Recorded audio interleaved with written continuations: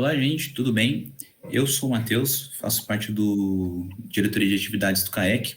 Hoje estou aqui com o Patrick Pina. Ele vai fazer uma apresentação aqui para a gente sobre observações sobre a vida marinha no litoral de São Paulo. Bom, Patrick, prazer estar com você hoje. Pode começar a apresentação. Tá bom, muito prazer. Muito obrigado pelo convite. Agradeço especialmente ao professor Matheus, o Guto Carvalho do Avistar, que nos colocou em contato, e vou compartilhar um pouquinho do que a gente faz aqui no litoral norte de São Paulo, né? Eu me chamo Patrick Pina, eu sou biólogo, eu sou graduado na Universidade Federal do Mato Grosso do Sul, lá no Pantanal. Cresci lá, né? Sou pantaneiro de origem. Fiz a minha graduação em biologia lá e vim fazer mestrado, especializações aqui em São Paulo, na USP. Morei um tempo em São Paulo e estou aqui já há 8 anos no litoral. E fui absorvido pela beleza que tem e possibilidades que o litoral norte oferece, né? Que a gente ainda está aqui, além do oceano, né, das ilhas costeiras, a gente tem o maior contínuo de reserva de Mata Atlântica, que é o Parque Estadual da Serra do Mar. Então, entre a serra e o mar, caraca, tem muita coisa para ocupar profissionais de meio ambiente e profissionais de outras áreas também, né? Que encontram, por exemplo, soluções ambientais.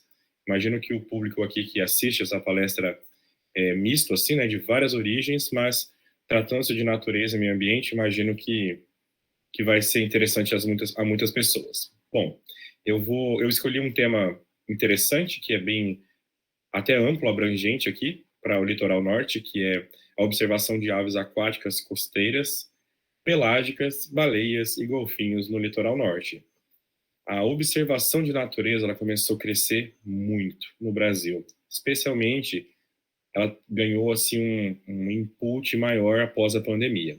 Por exemplo, esse rapazinho aqui se chama Rodrigo Marsola. O Rodrigo, ele tem 15 anos. Ele veio aqui para o litoral norte com a família, veio passar um tempo na praia de Barequeçaba, e um mês antes ele se organizou para fazer uma expedição de observação de aves nas horas vagas, esse final de semana de 4 dias. O pai dele, que é médico cardiologista, também é pescador, viaja pra caramba, observando a natureza, mas na pesca.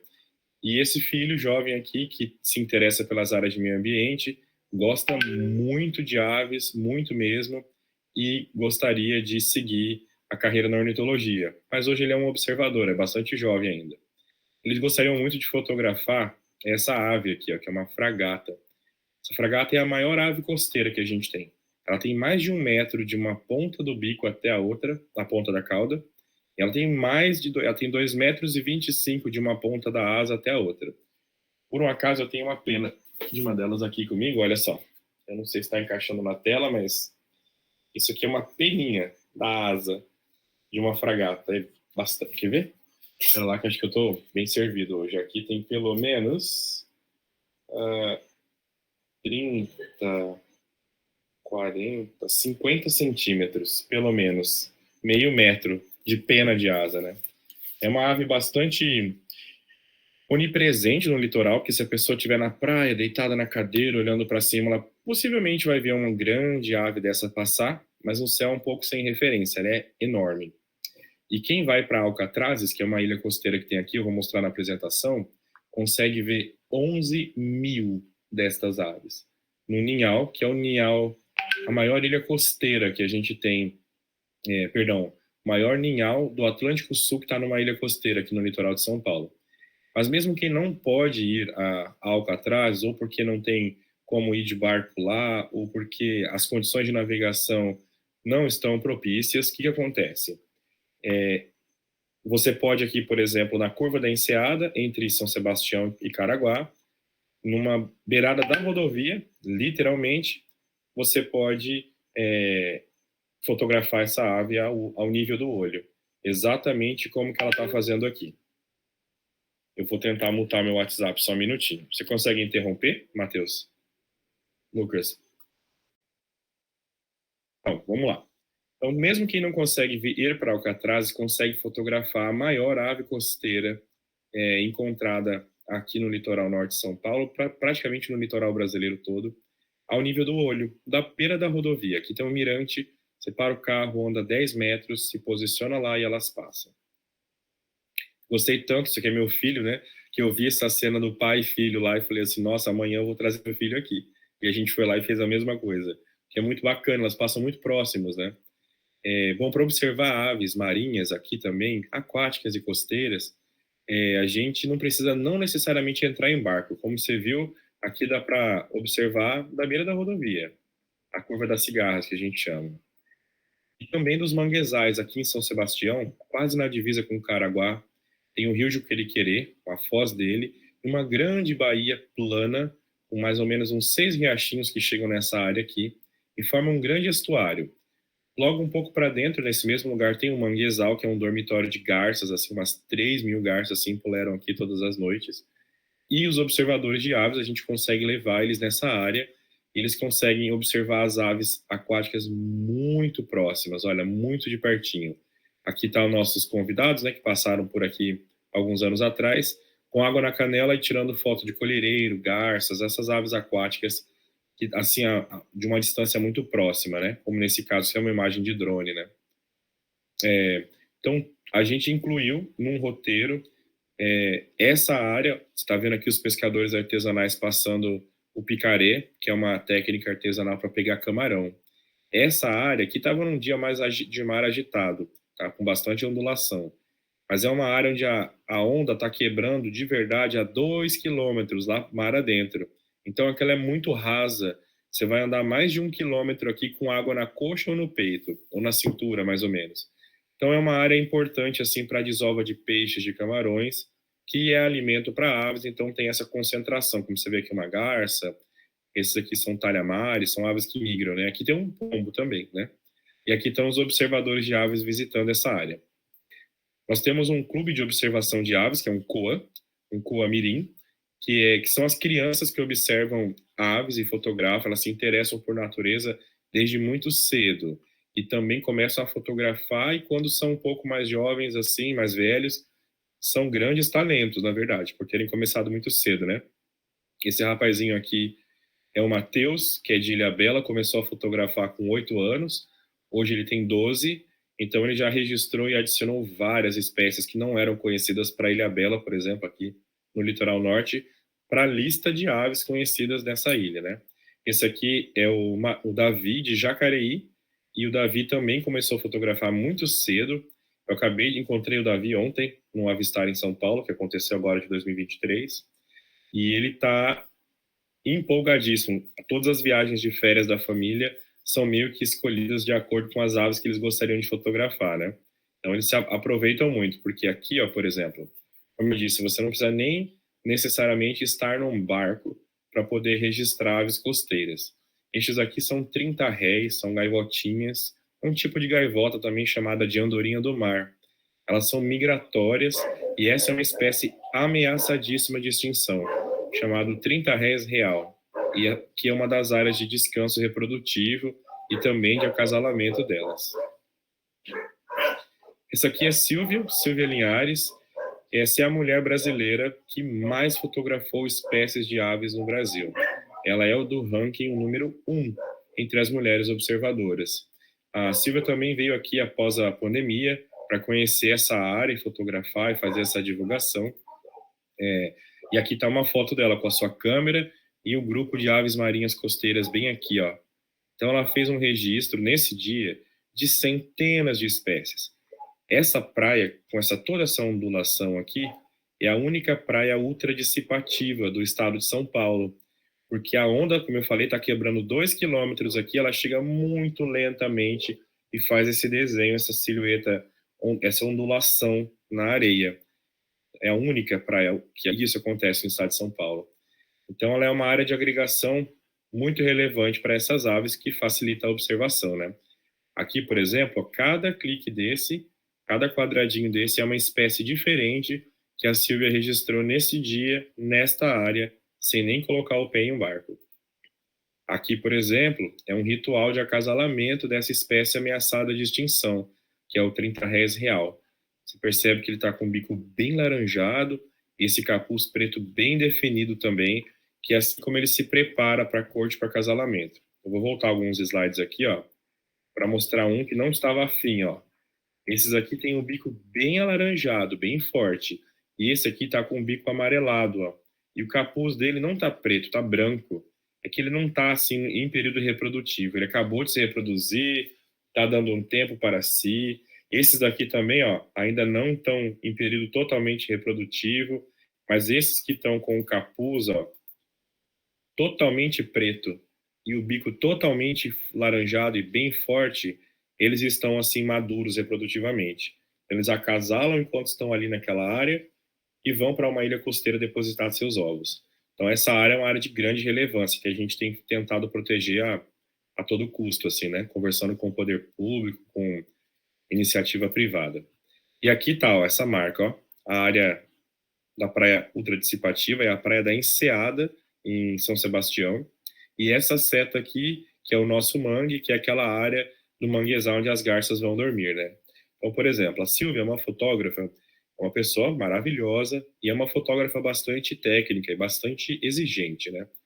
Então, quando nós trouxemos a Silvia aqui, a Silvia tem uma história de superação muito grande, assim, de ter passado um derrame bastante sério depois de ter se encontrado na fotografia, e hoje ela é um grande ícone, feminino inclusive, mas inspirando homens e mulheres a continuarem a sua vida lutando, perseverando e documentando a natureza. Mas nessa hora, a Silvia é muito simpática, muito sorridente, nessa hora eu achei que ela estava assim, ou triste, ou um pouco insatisfeita, né? Porque essa não é uma hora boa para o fotógrafo. É uma hora que não quase não tem mais luz, tá meio esquisito, não dá para tirar uma foto muito boa, muito técnica. Mas é a hora que as garças vão dormir, né? E as outras aves aquáticas, como os biguás, que estão aqui, essas mais escuras em cima. Bom, depois que a Silvia concluiu essa expedição de uns 10 dias aqui pelo litoral norte, eu fui ler o blog dela. Estava escrito assim, olha, finalizamos o dia no manguezal da Enseada, que nos brindou com um ninhal e um pôr do sol de tirar o fôlego. Mas não foi só isso, não. Patrick nos levou ali não apenas para ver aves, fomos ali para viver uma experiência extrasensorial que ultrapassou todos os limites dos sentidos. Isso que eu chamo de presente, tudo que eu poderia querer após quarentena atrás de quarentena. A Silvia mora em São Paulo, num prédio, né, num condomínio, como muitos de vocês, como muita gente que eu conheço, que vocês conhecem também. E durante esse dia, nós viemos 2 vezes a esse lugar, né? Nessa hora aqui, por exemplo, chegou uma hora que a Silvia tirou a bota, caminhou, andou, fotografou, sentiu essa brisa, curtiu, aprendeu sobre esse lugar, não sabia que estava num lugar tão único assim. Então essa era a experiência extrasensorial que ela descreveu, que observar aves, observar a natureza, as pessoas têm um target, né? Eu sou fotógrafo, fotografo ave, então fotografo cetáceos, mas independente da sua meta, estar na natureza, estar em contato com a natureza é algo bastante gratificante e que trouxe essa sensação de bem-estar muito importante para as pessoas, especialmente aquelas que não tinham contato por estarem presas durante a quarentena nos grandes centros, né, como em apartamentos ou com pouco acesso a áreas naturais.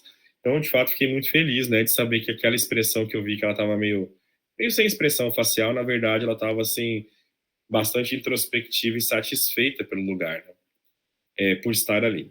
Esse rapaz aqui, Fábio Fula é um rapaz genial. O Fábio, ele é descendente de quilombolas e os bisavós deles foram escravos que chegaram na Ilha Bela em navios negreiros. Ele tem um trabalho fantástico, conhece muito bem sua história, a genealogia. Ele tem um trabalho com limpezas de praias aqui, um projeto chamado Psicocoletores.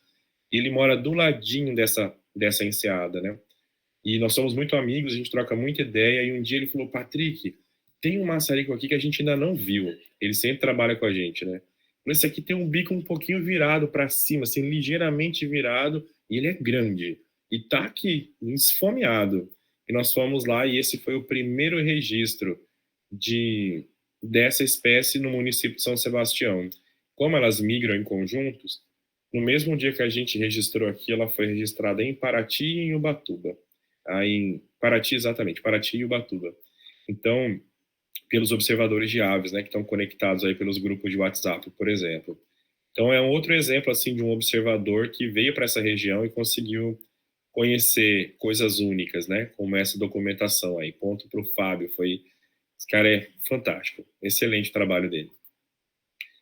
Essa área, como eu falei, olha, aqui tem um 30 réis de bando, que tem um biquinho amarelo, uma outra espécie.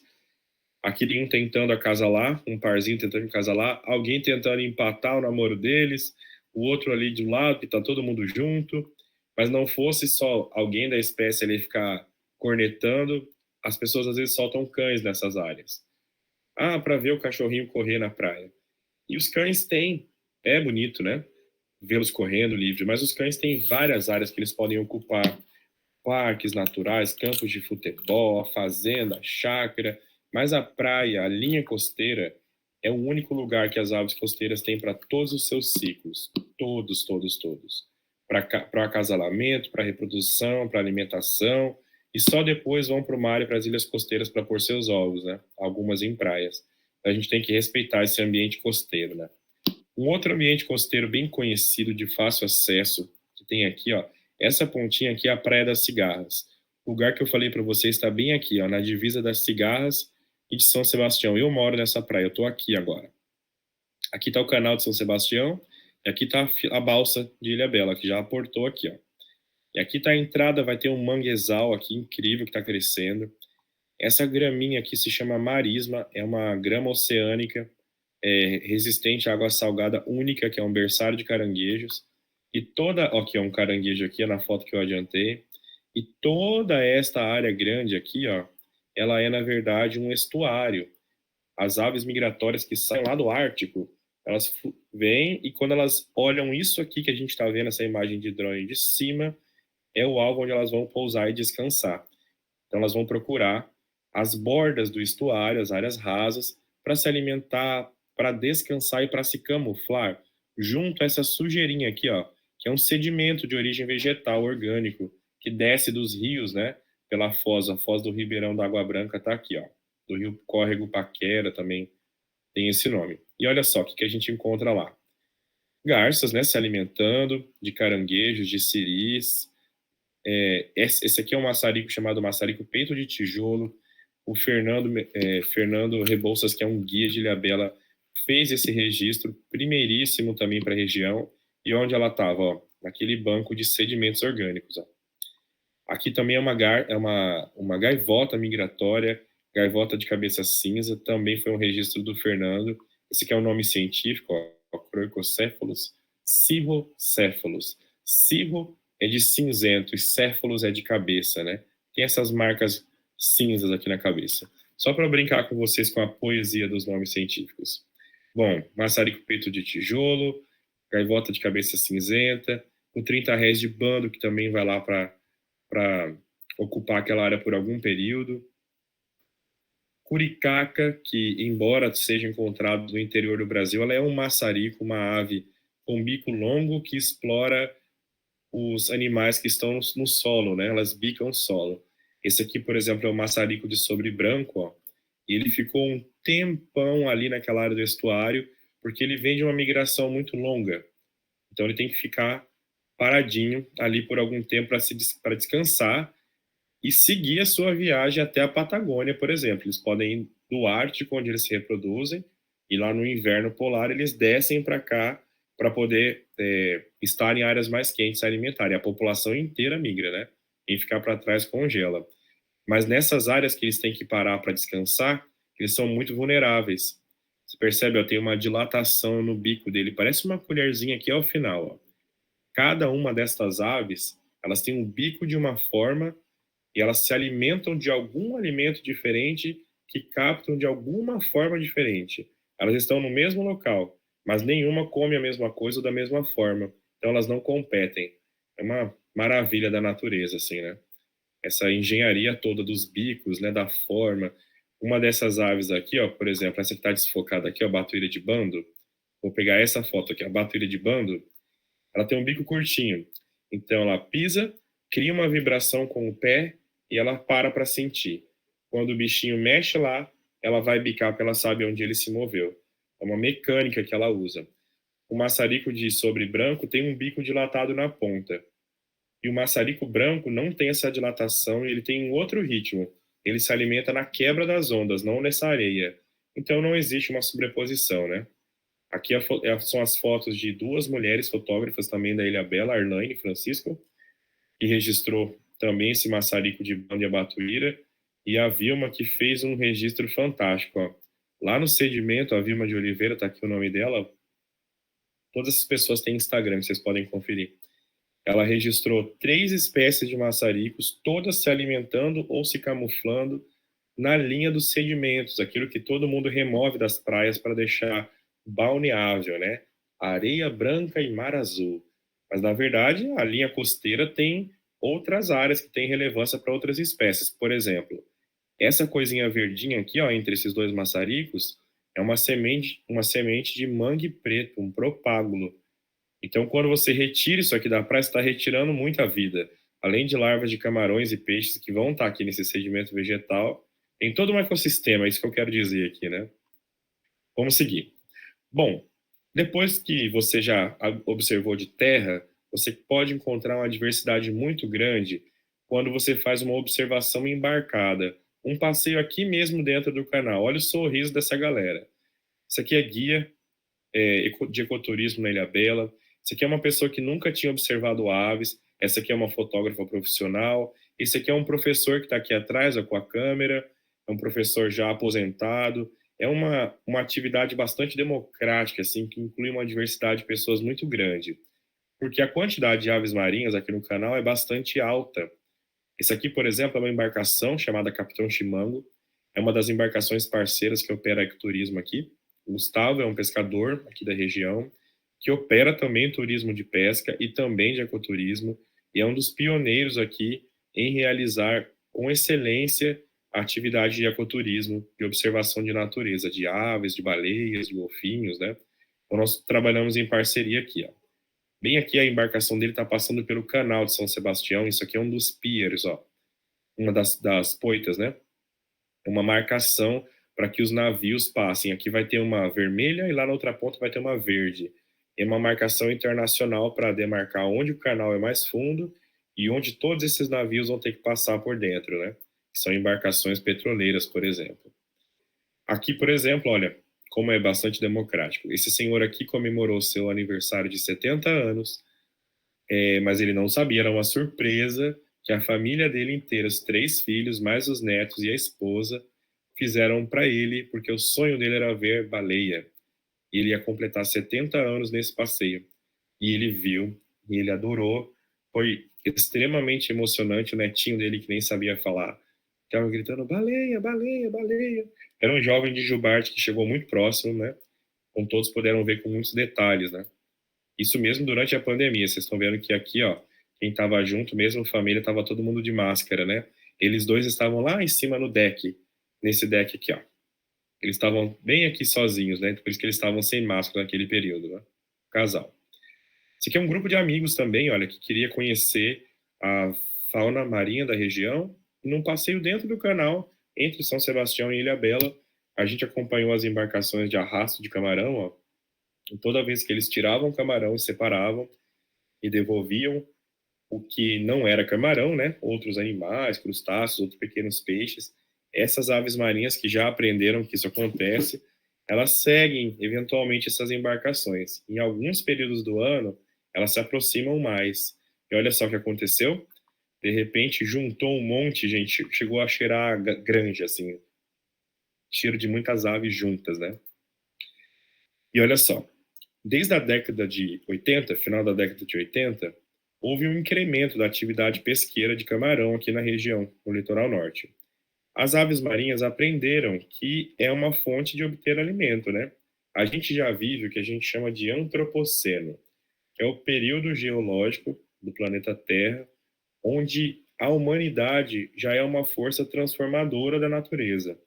Então, por exemplo, todas essas aves marinhas, elas já nasceram e os seus pais e os pais dos pais já acompanhavam embarcações de pesca porque sabia que uma bela hora eles iam recolher o arrasto, ia fazer um sonido tá, tá, tá, tá, tá, da corrente puxando o arrasto e logo depois encontraria alimento na água.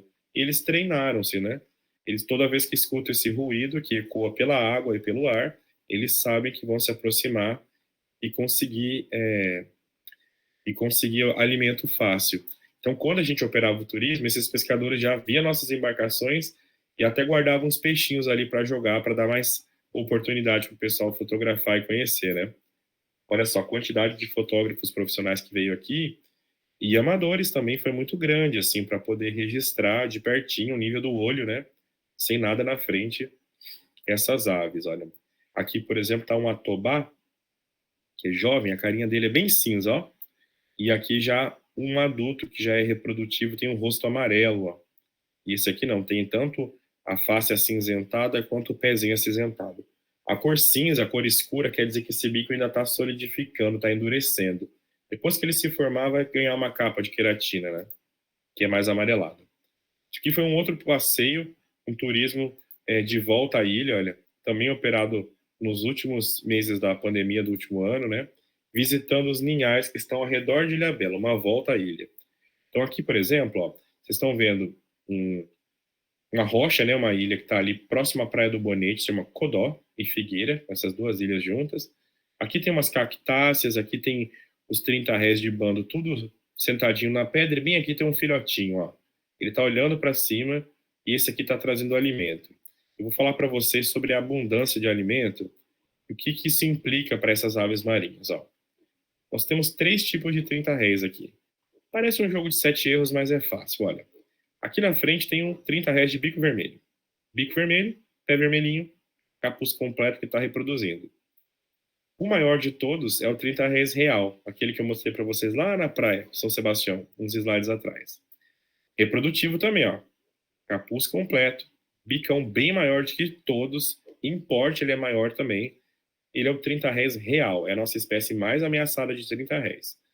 Todos são espécies ameaçadas. Esse daqui, ó, capuz completo, bico bem amarelo, também é um 30 réis de bando. E aqui tem um bando de 30 réis de bando. Eles são mais numerosos mesmos. Aqui tem um bico vermelho, 30 réis real e 30 réis de bando. E aí, como eu disse para vocês, ó, uns slides atrás, o que tem um bico mais escurinho são jovens, ó. Ainda está endurecendo, está crescendo esse bico ainda. Então tem um jovem aqui, um aqui e outro aqui, ó. E olha que bacana. Esse 30 réis, esse aqui é uma foto de um fotógrafo fantástico chamado Otávio Campos Salles, que mora aqui também no litoral, tem residência em Ilhabela. Ele documentou uma cena muito incrível. Esse 30 réis de bico vermelho, também chamado de andorinha do mar, né, como todos eles, pezinho vermelho, olha que coisa linda. Ele está comendo um pequeniníssimo peixinho pelágico. Esse peixinho pelágico aqui, ele seria o equivalente a um grande tubarão, porque ele é um predador de topo de cadeia. Mas que cadeia é essa? As menores. Tem plâncton, né, que é vegetal, aquelas coisas celulares que estão ali naquela sopa d'água do mar. Acima delas vão ter zooplâncton e lá em cima vai ter os peixinhos pelágicos. Ele é um indicador ambiental de que a saúde do mar está muito boa. Então, o fitoplâncton alimenta o zooplâncton, que está deixando formar cardumes de peixes pelágicos pequenininhos lá em cima. Mas isso é um grande indicador da saúde dos oceanos. Quando os 30 réis, por exemplo, têm filhotes e esse alimento falha, as colônias, os filhotes morrem, eles não conseguem alimentar os filhotes, eles não crescem bem. Por quê? Porque eles dependem desse recurso. E tá até caindo uma gotinha d'água aqui, ó. Foto fantástica. Então, a chegada dos 30 réis é um anúncio de que o inverno vai começar, logo depois virão as jubartes, as raias-mantas, os tubarões-baleia, vários organismos filtradores, e eles todos vão vir atrás desse recurso maior aqui, né, que são os pequenos cardumes de peixinhos pelágicos, né? Esse aqui, por exemplo, já é uma ave que um pouco mais raramente é registrada aqui, que é um albatroz de nariz amarelo. Os albatrozes já são aves oceânicas, mas muito menos costeiras, mais pelágicas, né, da faixa pelágica, que seria da praia, muito mais distante da praia, né, não próximos à costa.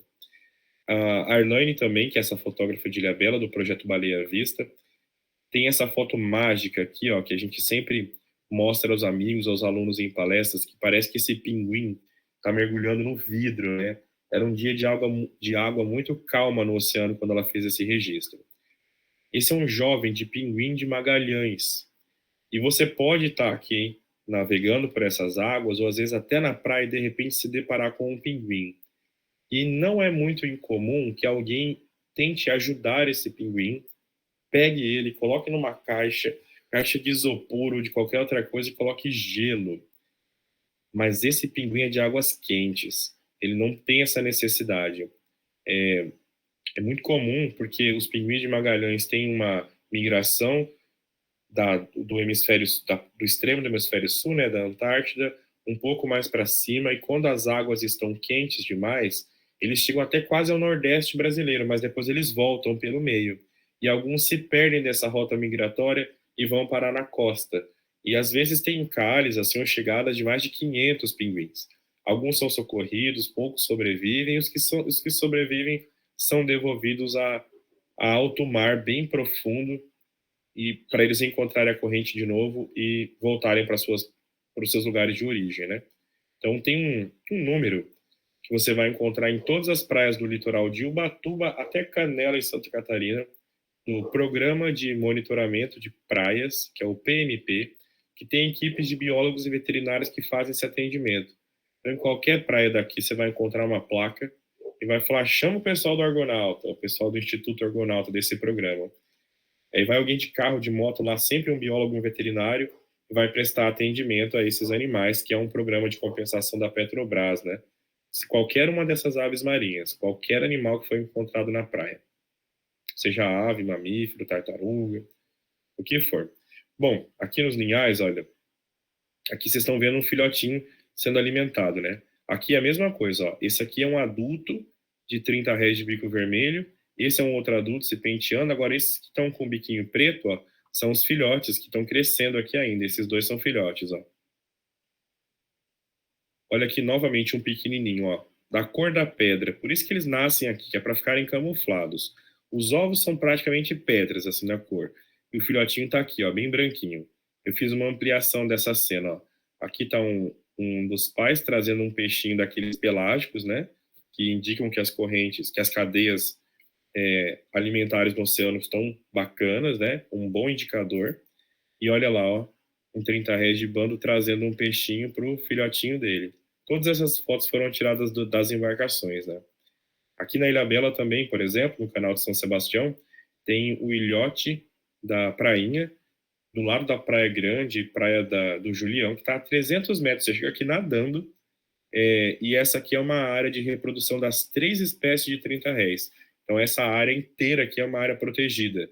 Você pode nadar, passear de caiaque, mas não pode desembarcar aqui, porque aqui você vai encontrar, você pode causar o pisoteio, né, e atrapalhar a reprodução das aves marinhas, que são todas ameaçadas de extinção. Então, é um crime ambiental, né? Você não pode fazer pisoteio, né? Enfim, no passado teve criançada que entrou aqui e fez até guerra de ovos, misericórdia, né? Uma coisa esdrúxula, assim, de se contar, mas é fato, né? A gente tem que educar muitas populações, explicar ambientalmente a relevância para que isso não aconteça. E em um desses anos, um dos anos que foi o ano de 2020, né? O primeiro ano da pandemia, depois de 7 anos, 5 anos sem ocupar esse lugar, como o turismo tinha parado, não tinha mais ninguém, esse ilhote foi lugar da reprodução dos 30 réis. Ó, aqui está um macho adulto, aqui está um anilhado, ó, e aqui está um filhote que nasceu nesse ninhal, ó. Então, todos com anilhas também. Bom, já falei de aquáticas, de costeiras, né? Agora a gente vai um pouquinho mais distante, que é o arquipélago dos Alcatrazes. Esse é um passeio, é um dos roteiros mais, assim, um dos lugares mais únicos, de difícil acesso, dependendo do período do ano, do litoral norte.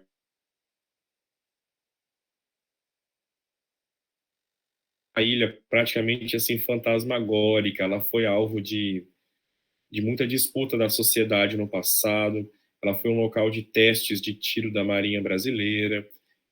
Hoje ela é um parque, tem só nesse arquipélago inteiro, não é uma ilha única, são várias, né? Tem um pedacinho que a Marinha pode eventualmente usar para essa prática, mas a sociedade civil sempre questiona toda vez que um exercício de tiro é anunciado, né? Hoje a consciência ambiental é muito mais desenvolvida, as pessoas sabem que não faz sentido um bombardeio numa área onde existe um ninhal de fragatas, né? São 11 mil fragatas, são 11 mil aves marinhas se reproduzindo ali, né? A maior parte é fragata, perdão. Então, a razão para que houvesse bombardeios aqui no passado é o seguinte, gente. No passado, qualquer ilha, no período da colonização, qualquer ilha que as caravelas chegavam, antes de aportar, eles tacavam fogo. Que se tivesse cobra, serpente, matava tudo, depois eles faziam o que precisavam. Então, Alcatraz já pegou fogo, Alcatraz já foi. Embarcações pararam aqui para pegar ovos e filhotes e água potável, alimento. E o que acontece? A Marinha Brasileira não tem mísseis de satélite para defesas nacionais. Toda a prática de tiro é baseada em exercício de prática de tiro, não tem um teleguiamento por satélite brasileiro, por exemplo. Então, numa situação de defesas nacionais, é preciso que haja essa prática, esse treinamento da defesa do Brasil.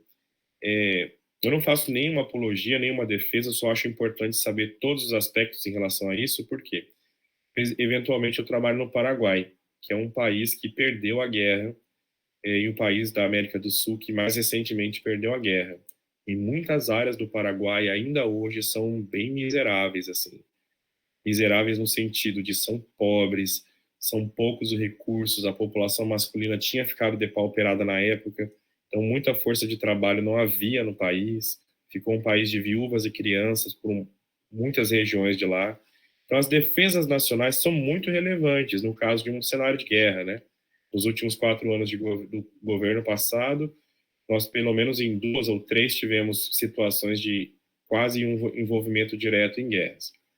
Mas o que acontece é que, em relação a Alcatrazes, a, a sociedade como um todo, né? O governo, a marinha, a sociedade civil, as pessoas aqui do litoral entenderam que esse não é um lugar apropriado para a prática de tiros, né? Então, esse lugar hoje é uma unidade de conservação que acabou de ser premiada internacionalmente. Ganhou um selo chamado Blue Park. Olha que coisa linda. Essa é uma fragata. Aqui ela está com um papo inflado, porque o macho está atraindo as fêmeas, ele está mostrando que ele está com saúde, está corado, vermelhinho, e aqui já é um dos filhotes que nasceu nessa temporada reprodutiva. E aqui está a chegada desse ninhal, isso aqui tudo é guano, são fezes de aves, né, que fertilizam a água, que alimentam o ecossistema, e aqui tem uma boia bem no cantinho, ó, que é um dos lugares que a gente para a embarcação e mergulha. Então a gente sempre incentiva as pessoas a irem para cá, observarem aves e também mergulharem, né? Olha só, Alcatrazes tem espécies de plantas endêmicas, tem, na verdade, acho que agora 25 ou 27 espécies endêmicas de Alcatrazes, entre marinhas e aquáticas e plantas. É um ecossistema incrível, ele já está isolado há mais de 10 mil anos, né? Desde a última glaciação. Então, tem artefatos indígenas, esse é um local fascinante para se conhecer e também para fazer pesquisa, viu? O ICMBio, que é o Instituto Chico Mendes, que tem o Núcleo de Gestão Integrada de Alcatraz, que está aqui em São Sebastião, é bastante aberto ao voluntariado e à pesquisa científica, total apoio à pesquisa. Se vocês tiverem interesse em desenvolver pesquisas aqui também pela universidade, serão muito bem-vindos, só procurar a gestão do ICMBio e entrar nos protocolos que vocês podem desenvolver muitas atividades.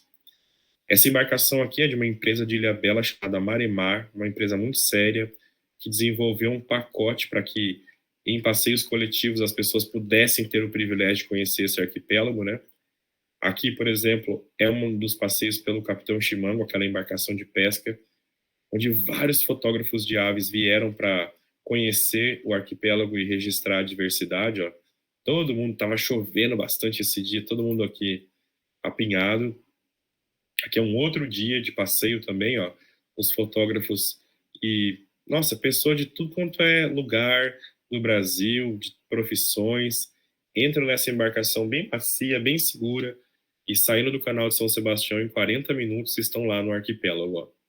que é um pesquisador, Pedro Develay, passou da SAVE Brasil, uma instituição que protege aves no Brasil há muitos anos. Ele trabalhou 30 anos, olha, auxiliando o processo de criação de uma unidade de conservação, dando apoio externo em Brasília, por exemplo. Depois de 30 anos, ele conseguiu finalmente vir aqui para ver baleia e para conhecer alcatrazes. Esse aqui foi um dos passeios, olha, a alcatrazes, que cada dia no mar é muito diferente um do outro, pessoal, olha só. São muitas variáveis. Tem o ar, que pode estar com névoa, sem, e todas as gradações entre elas. A cor do mar nunca é idêntico. O desenho que o vento faz sobre as ondas nunca é idêntico. Cada dia é um dia único. Mas isso foi bem interessante, porque essa embarcação se chama Descubra Alcatrazes, e a gente estava brincando que era para descobrir aonde estava Alcatrazes, que havia tanta névoa que não dava para ver o arquipélago. E de repente ele foi se abrindo e parecia Parque dos Dinossauros, né? Foi se revelando assim, a galera se divertiu muito. Esse aqui é aquele observador mirim de Jacareí, olha, que queria muito conhecer um atobá.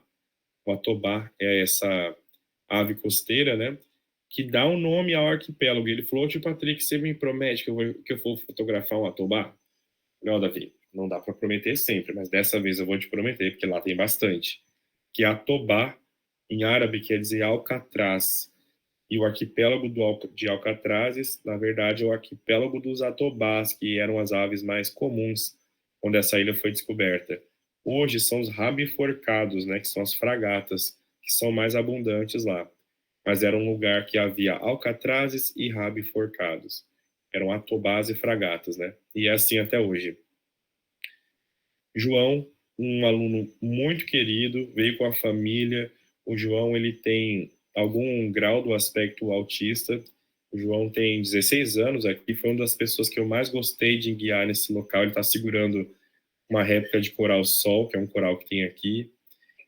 O João não nadava muito bem, só não mergulhava muito bem, mas ele foi a pessoa que perguntou dos peixinhos menores que qualquer pessoa me perguntou nesse arquipélago.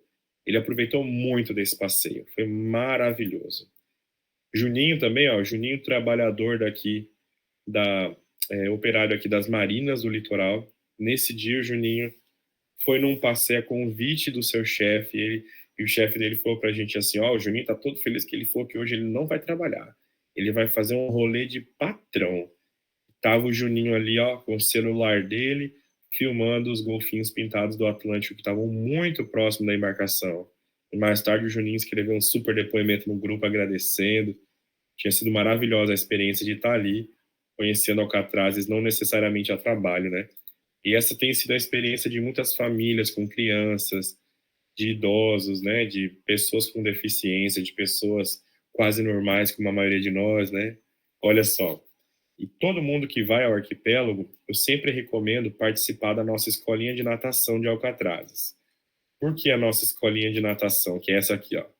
É cair na água com o macarrãozinho, para ninguém ficar se debatendo, gastando mais energia em nadar, e flutuar e observar a diversidade de espécies marinhas que tem nesse lugar, que é fantástica. Essa foto foi tirada com a GoPro, né, que afasta um pouco. Parece que a embarcação está lá longe, mas na verdade a embarcação estava super pertinho. Então tem sempre alguém dando assistência, a gente está sempre de uniforme azul, ó, os condutores para explicar o passeio. Temos nossos amigos fotógrafos, o Rafael Mesquita que está aqui, ó, e a galera lá aproveitando, porque vale muito a pena, olha, a visibilidade é muito boa, mesmo num dia que chove, olha a cor da água, ó. A chuva lá em cima e a água branquinha, né? É uma diversidade muito grande, então é um lugar muito bom para se aproveitar. A gente também faz uma visita embarcada direcionada à observação de aves, que é essa atividade que tem crescido muito. Em Alcatrazes, você vai conhecer mais aves costeiras, né, como essas fragatas, e dá para ver um filhote de fragata aqui, uma fêmea com um pescocinho branco aqui, um macho com um papo inflado, o outro já com um papo murcho, a outra fêmea chocando, olhando para cima. A gente chama isso aqui de macieira, que de longe você só vê o que é vermelho, parece um pé de maçã no período reprodutivo. Normalmente, esse período reprodutivo acontecia em setembro, mas depois que a pesca foi aumentando, aumentando, eles têm aquela possibilidade, além de se alimentar no mar, se alimentar também com o resto do quilo que não é o camarão, né, que é devolvido ao mar, que é chamado de bycatch. Tava ali passing by, tava ali passando e foi pego junto com o camarão, né? Tem um aporte de alimento. Então, essas colônias que se desenvolviam só em setembro, elas começaram a ter um mês para frente e um mês a mais. Um pouquinho mais e um pouquinho mais. Então, tem anos que elas chegam a não parar de reproduzir, reproduzem o ano inteiro.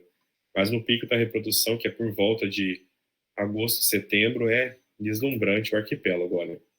Tá vendo? Isso aqui é um dos amigos que visitou e a gente distribui bastante binóculos para eles observarem. E esse aqui monopolizou o binóculo, falou que não ia dar para ninguém, um show daquele, depois ele resolvia. O pessoal falou, não, daqui a pouco eu devolvo.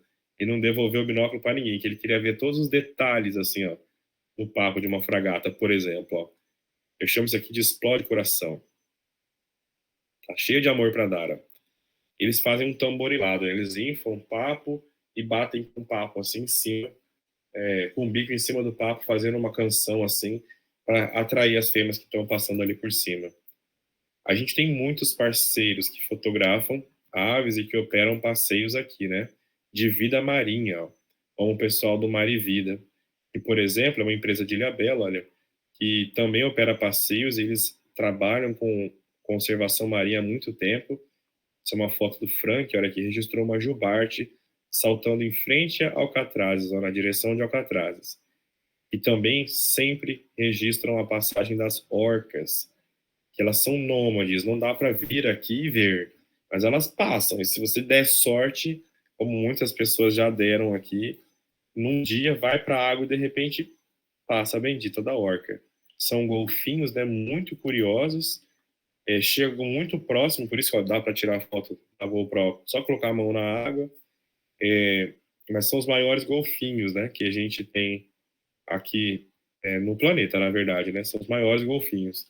Não são chamadas de orcas ou de baleias assassinas porque elas são grandes predadoras, mas não de pessoas, né? São predadoras de animais marinhos. Não é como o filme diz. Então, por exemplo, num desses dias de passeio, com o pessoal do Mar e Vida, com o treinamento dos guias e condutores aqui de Ilhabela e São Sebastião, a gente registrou uma jubarte e no caminho a gente encontrou duas barbataninhas para fora, que na verdade eram as raias mantas assim, ó, que ela tá nadando, de repente ela coloca as duas pontinhas para cima. A gente viu mais jubartes e de repente a gente vê um galho, algo estranho assim na água, que era esse lobo marinho aqui, que estava tirando um cochilo bem pertinho de onde as orcas foram vistas. Ele mal sabia que podia ter sido comido, né? Virado lanchinho. Então a gente tem muitos parceiros, muitas empresas também cadastradas aqui, junto com o programa, o projeto Baleia Vista, o projeto Viva Baleias e Golfinhos e também o projeto Baleia Jubarte, né, da Bahia, que agora tem uma sede aqui em Ilhabela. Normalmente eu uso essa imagem aqui para mostrar assim que hoje em dia todo mundo quer um registro no seu celular. Mas às vezes essa cena aqui ou essa daqui, ó, acontece em pouquíssimos segundos. Você está lá no mar, tem uma monotonia, um soninho, aquele relaxamento do balanço do barco, e de repente, psh, parece que se formou uma cachoeira assim no mar. É o salto de uma jubarte. De repente, você olha, muitas pessoas só veem esse branco aqui. Então a gente conseguiu arrumar uma forma de vocês poderem nos passeios curtirem, como essa senhorinha está curtindo aqui, e não ficar preocupado se vai ter uma foto ou não. A gente tem sempre alguém que consegue pegar o salto, porque a gente tem fotógrafos profissionais a bordo. E a gente monta uma expedição, expedição Catrazes 10, de 26 de junho, do dia 24, em cada uma delas, os fotógrafos compartilham as fotos, e aí depois há o compartilhamento, a marcação no Instagram. Então, assim, todo mundo consegue apreciar e sair com uma bela imagem, né? Bom, a gente já falou de... Perdão, deixa eu só tomar uma aguinha aqui. A gente já falou de aves aquáticas, na beira d'água, ali nos manguezais aqui da região. A gente já falou de aves costeiras, que podem ser vistas da praia, e também das embarcações até Alcatrazes, que é uma ilha costeira. E agora a gente vai falar de navegações mais adentro do mar, que são as operações oceânicas, as expedições pelágicas, né?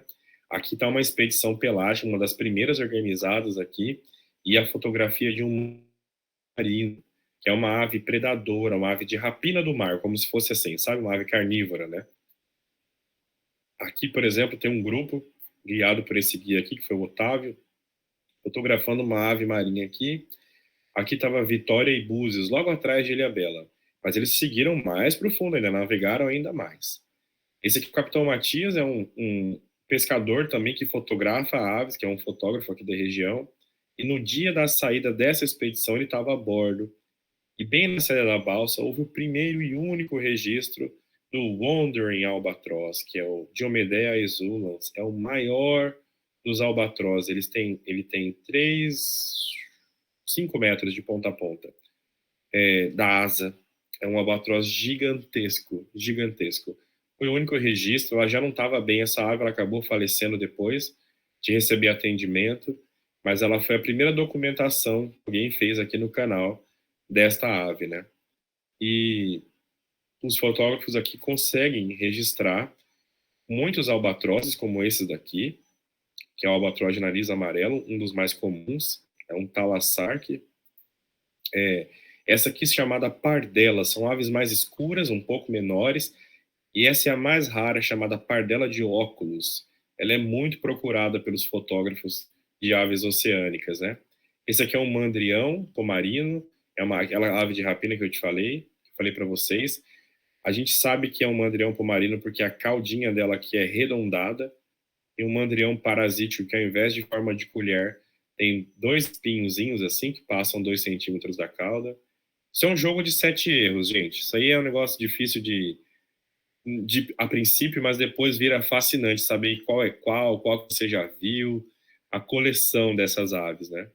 Aqui é um outro mandrião pomarino, ó, lindíssimo. Esse aqui se chama alma de mestre. Alguns chamam de pisa-nágua também, porque além de voar como andorinha, eles planam, pisam, andam sobre a água e vão bicando para pegar seu alimento. E existe um folclore, né, uma lenda de que quando o mar recolhia seus mortos, né, e havia um naufrágio, o mestre da embarcação reencarnava como uma ave dessa, por isso ela é chamada de alma de mestre. É uma ave oceânica, de nariz bem tubular, assim, tem um tubinho em cima do nariz, as narinas são em forma de tubo, e elas conseguem captar odores a muitas distâncias, como por exemplo aqui, ó, tá vendo? Tem um tubinho aqui em cima. Elas conseguem, dentro desse tubo, captar odores de carne, de animal apodrecendo ou não, né? O sangue, o alimento delas conseguem localizar uma distância muito grande, né? Deixa eu avançar aqui então, olha. Além do mandrião, da alma de mestre, a gente opera também um passeio, olha. Esse aqui é o Fábio Barata, de Peruíbe. Ele, eu e o Chimango, nós operamos uma expedição pelágica aqui. Nós vamos até a plataforma. A galera senta na embarcação, vai lá com roupa de frio e se prepara para fotografar e observar aves marinhas e a fauna marinha, né? Aqui a gente tem uma caixa de peixe, já assim meio passadinho para dar um cheirinho. Nós vamos jogando na água e vamos navegando lentamente, fazendo uma linha para atração dessas aves, né? E aqui está a gente na chegada de manhãzinha à plataforma Mexilhão. A plataforma Mexilhão é a plataforma mais próxima do litoral. Em Caraguatatuba, pasmem, tem um tubo que chega ali no shopping Serra Mar, mas ele sai daqui, a 145 quilômetros. Aqui a gente está mais ou menos 90 metros de profundidade, o mar. São 145 quilômetros que bombeiam gás natural e petróleo, muito mais gás natural, para uma unidade de descompressão que fica ali em Caraguatatuba. E nós navegamos uma noite toda, nós saímos de noite, umas 8 da noite, navegamos a noite toda e chegamos lá com o sol nascendo. Aqui estou eu, aqui ó, em cima, lá com o saco de dormir, aproveitando. A noite é bastante, o céu é bastante estrelado, né? E quando nós chegamos bem cedinho, tá lá a plataforma barulhenta, parece um prédio industrial, assim.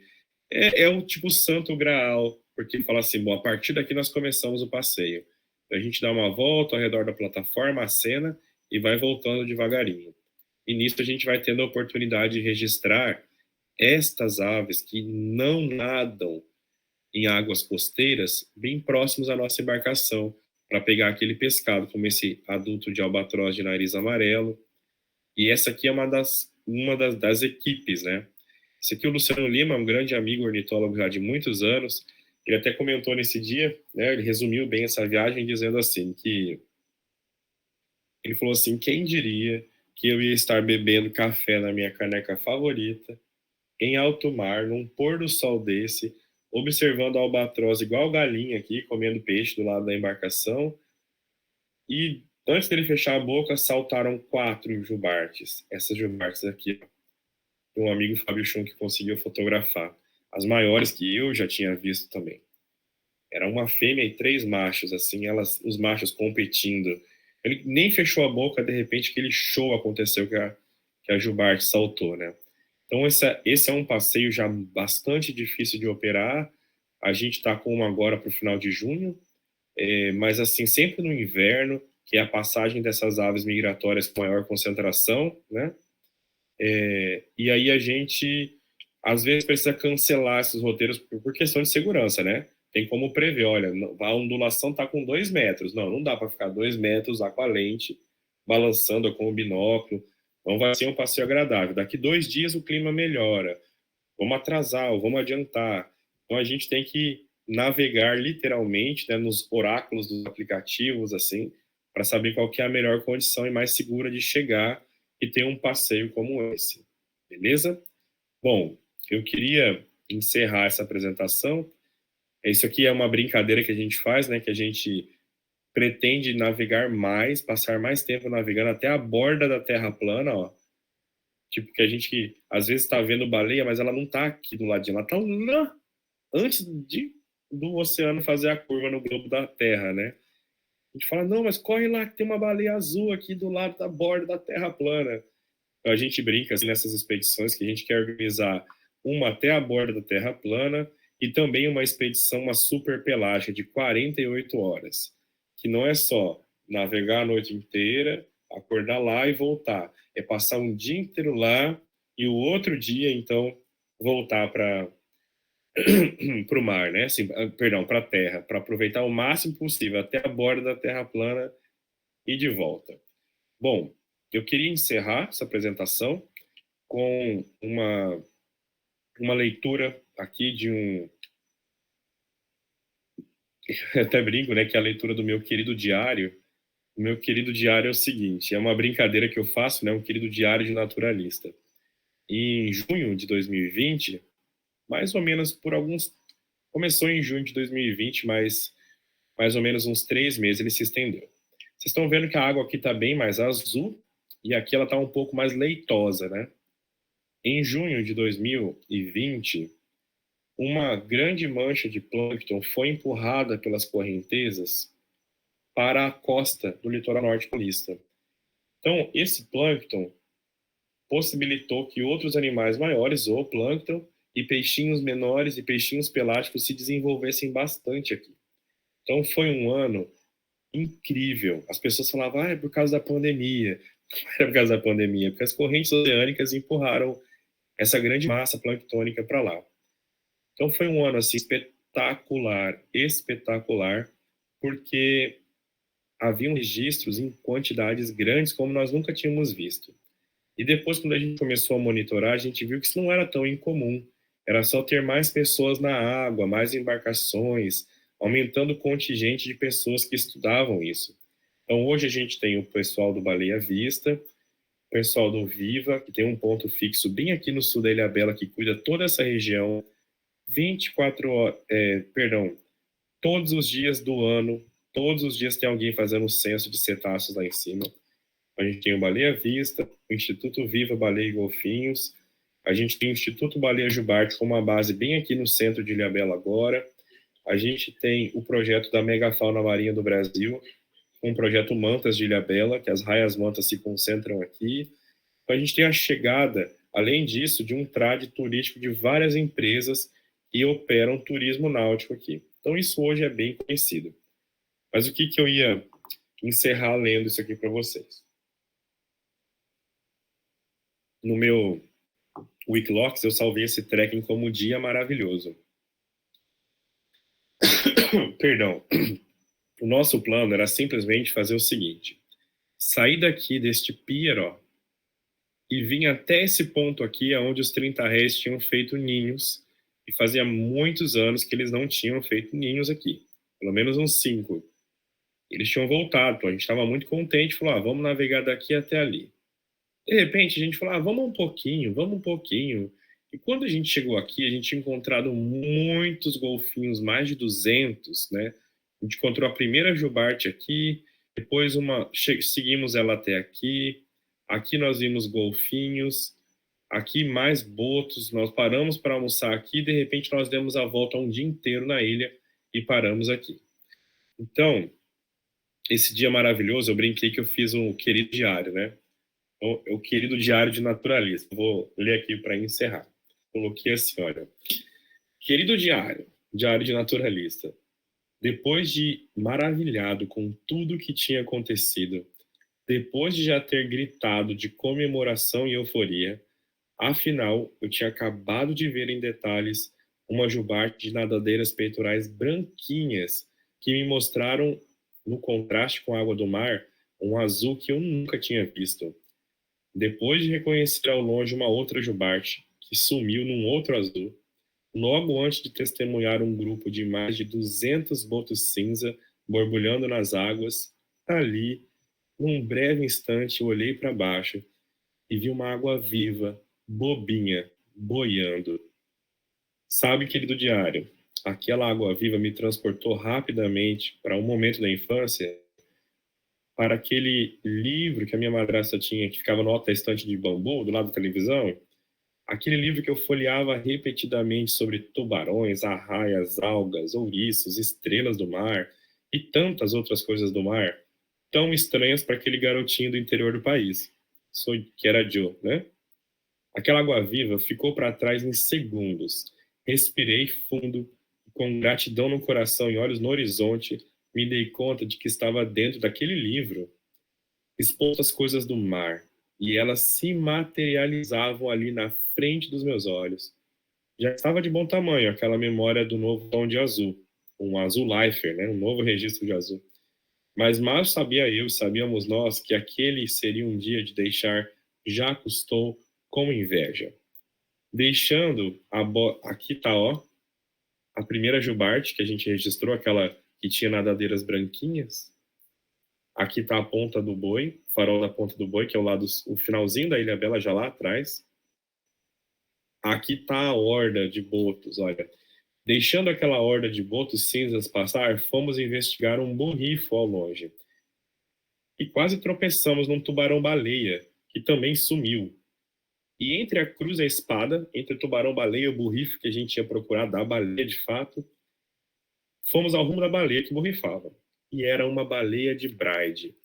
Eu nem achava a baleia de Bride uma baleia assim, que baleia legal. Afinal, as baleias jubartes, elas saltam, levantam a cauda, todas trabalhadas na acrobacia.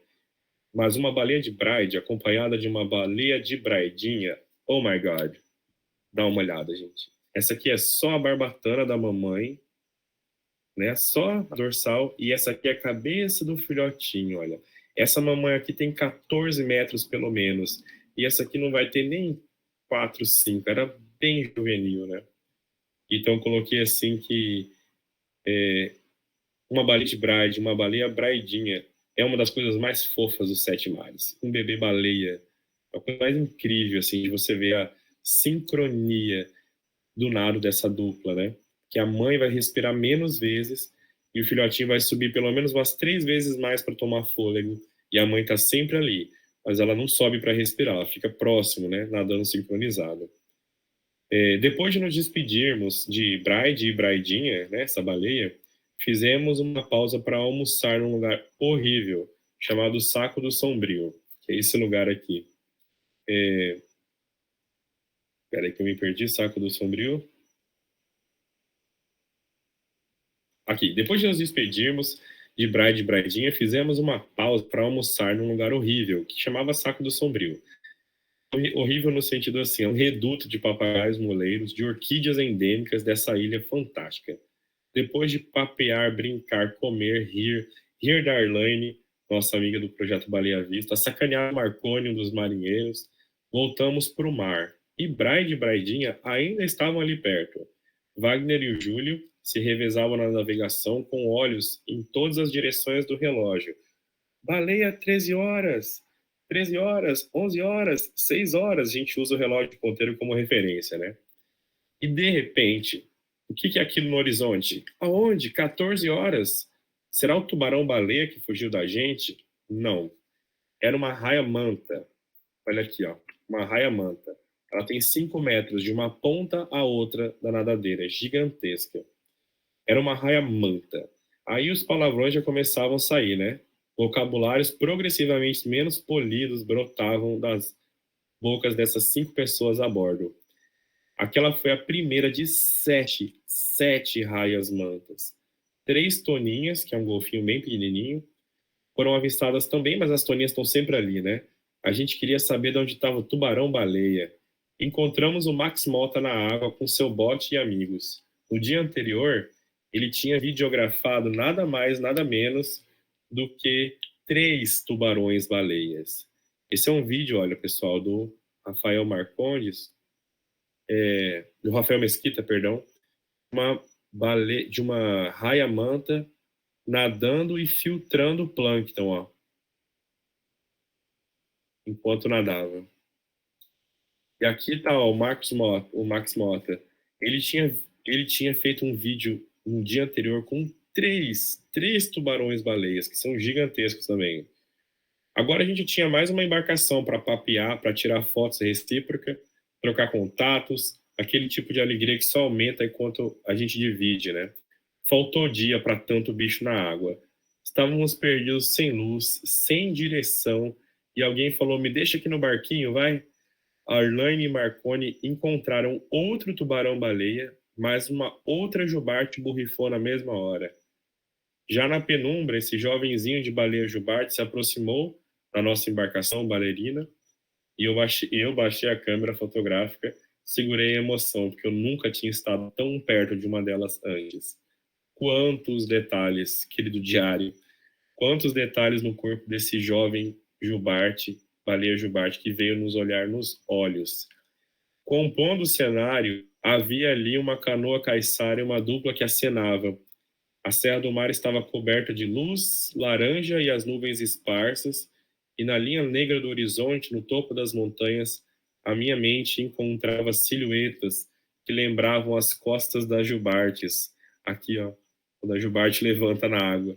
Chega uma hora que você já viu tanta coisa que você começa a ver onde não existe, né? Aqui eu olhava as silhuetas e imaginava as costas da jubarte. E aquele dia que tinha começado com um despretensioso propósito de passar pelo ilhote da prainha, para documentar o retorno dos 30 réis de bico vermelho, que já havia 10 anos não retornavam para aquela colônia, foi assim. Foi um dia maravilhoso. Então, fica aqui o meu relato inspirador para vocês que quiserem explorar o litoral norte de São Paulo e vir conhecer a biodiversidade marinha. Tá bom, pessoal? Um abraço, vejo vocês aqui.